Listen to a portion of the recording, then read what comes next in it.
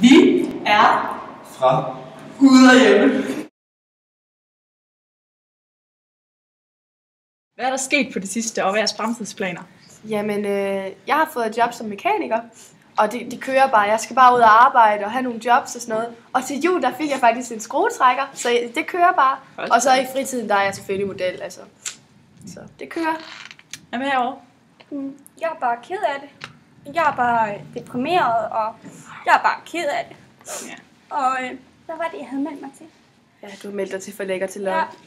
Så jeg håber sådan, at jeg får det bedre med mig selv nu. Ja. Sådan. Ja. Hvordan er det så gået siden sidst? Ja, vi er jo rigtig glade, så vi kan se, så har vi fået en lille baby. Jeg er meget glad. Men det har selvfølgelig været meget hektisk, fordi at, vi skulle være med i de unge mødre, og så der har været mange optagelser. Ja, meget hektisk. Og så har det også været lidt svært, fordi at jeg har jo travlt med at passe baby, og far her, han har ikke noget arbejde, så vi har ikke så mange penge, og det er også lidt svært. Ja, meget svært.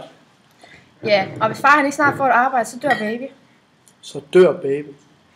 Skat, vil du ikke lige hente lidt snack? Jeg er lidt lækker sulten. Jo, selvfølgelig. Og så brik lidt med numsen, når du går. Du blev smidt ud. Hvorfor gjorde du det?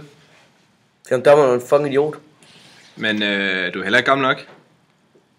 Det er da ikke min skyld. Er du rimelig mad? Jeg tror du selv, det er en fucking idiot. Jeg er fucking mad.